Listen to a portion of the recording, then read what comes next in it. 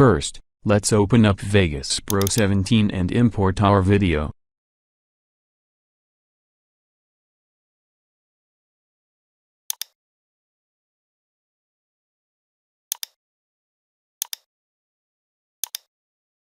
Grab it to the timeline.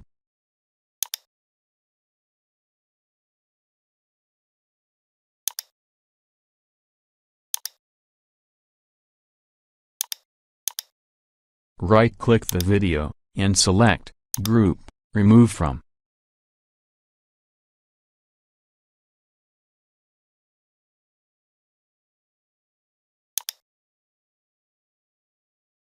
Now you can select the audio track independently, right-click it, and select Delete.